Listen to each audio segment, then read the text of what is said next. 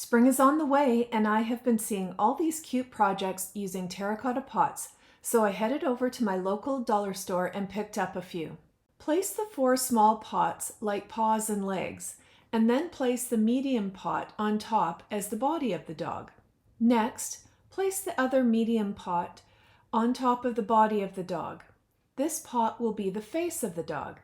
Use a large clamp to hold the pots in place until the glue dries. Something to do while the glue dries is to choose a color scheme for your dog. I have chosen to replicate my own little dog named Mia. It is really good to have a photo of the dog you want to replicate so that you can copy their color patterns. Once the glue is dry, base coat the pots in the colors that you want the dog to be. Next, draw in the shape of the eye, the nose, and the mouth, and then paint with appropriate colors. Mia has brown eyes. I know they look black in the photo, but they are brown, so I painted them brown. Her nose is a dark gray, so I based it in a gray that is a little bit lighter, but I can add all the dark details later and then they'll show up. With small strokes with a very fine paintbrush, paint in the fur of your dog.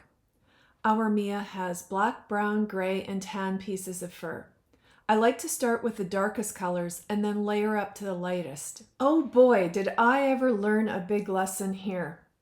While I wanted to replicate Mia according to her coloring, now I've learned that an all-black dog is really hard to paint because all the details blend together. Partway through this process, I decided to start again and go back to the colors she appears in this photo. I wanted to share this with you so that you will all be okay with changing your plans partway through a project. Sometimes even the best planned out projects need to change, and this was one of them. To do the details of the eyes, I started with regular size pupils. However, they seemed a bit odd and not friendly. I looked at cartoon dogs and the pupils are always very large. It's up to you how you want to do your dog, but I went with the large pupils. I also added eyelashes. While Mia's eyelashes are hard to see, she does have lovely long eyelashes. To bring it to life, add a white glint in the upper right portion of each eye. Now it is time for the ears and tail. I decided to make both out of foam. I was going to add yarn, but it looked like it was just going to look messy, so I stuck with simple foam instead. Also, simple foam will weather better if I leave this outside. Take a look at dogs' tails and decide on one you like. Mia's tail is kind of fluffy, but goes around in a circle and lands on her back. I decided to make it a bit thicker, so I traced and cut out 3 layers of foam for the tail. Cut slits into the fluffy side, then fan the 2 outside layers out so that the tail becomes fluffy. Now attach the tail to the pots with glue. I think she turned out pretty cute, and I hope you enjoyed this project. Now it's the time for the test. Will Mia think it's real? Let's put it in the garden and see. Yes, I would say that is a resounding yes that Mia thought she was real. I went to my local garden center at my Walmart and I found these terracotta pots. Before we glue these together, we're going to paint them and we're going to just actually pour this out on our saucer. And always remember, thin strokes and thin coats are the best. That way it doesn't sit and it doesn't kind of coagulate and take forever to dry. And it looks like one coat already looks good. So go ahead and paint all of them, whatever color you would like. Let them dry and then we can move on to the next step. Now it's time to start assembling. So I have some of this jute rope. We're going to remove this and we're going to secure our legs and our hands with this. We'll start with one end. We'll feed it through and really tie it off good. And for extra security, do a double knot. And then when you pull it through, it's kind of like a bell where it won't fall off and it'll kind of dangle. So now we'll cut a length of the rope. Now we'll just take the rope, I'm just squeezing it tight, and we'll feed it through the hole up top. And then do the same process to the other side. Create 2 knots to keep it in place. And now we have the arms. So do the same exact process for the legs. It doesn't really make a difference. It's just however long you want them to dangle down below. So, with this type of project, there's so many different ways to customize it, which makes it much more interesting and more fun.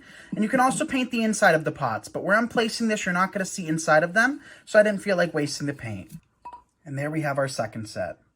Now what we can do is we can take the rope and make sure you're purchasing terracotta pots with the holes. At this point in time, you would have already realized if you didn't.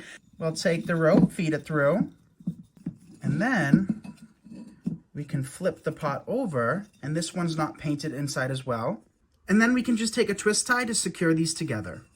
Then we can just pull out the longer legs down below, and these are going to sit on the edge of my wall, my retaining wall outside, and the arms are just going to sit on either side. But now it's time to finish up the head with our saucer that's going to be our snout, and add some eyes.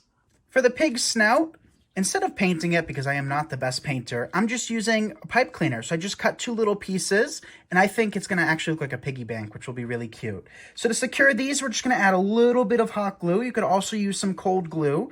Add it, and then place it right on the snout. Same thing for the second one. Add a little hot glue. And these pipe cleaners will stay put because they're extremely lightweight, and hot glue does a great job of holding lightweight products on.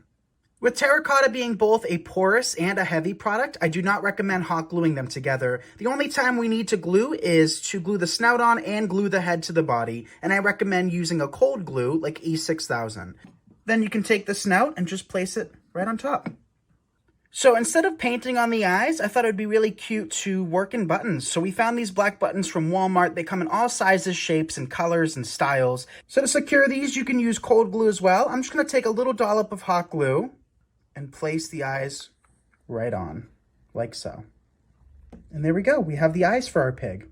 Now it's time to give our piggy some ears. We're going to use these pink pipe cleaners, which match the paint perfectly. You can find all sorts of pipe cleaners available at nicksseasonaldecor.com. We're going to take 5 of these, and we're just going to round it out a little bit.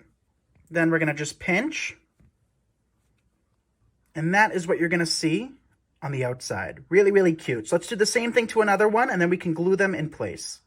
Now it's time to secure these in place. I'm just going to add a very generous amount of hot glue, and this will keep them permanently secured. Of course, the elements can play a huge factor into how long these things will last, but with these pipe cleaners being on the interior, you could also come back in with an extra saucer and cover this up. Make sure to compress them so that they stay in place.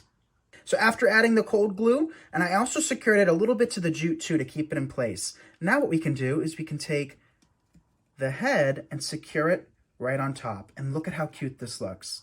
So now what we're going to do is we're going to place this outside and give you the final reveal of how it looks in my garden. So with the legs being kind of posable like that, I think it'll look really cute sitting on the edge of my retaining wall.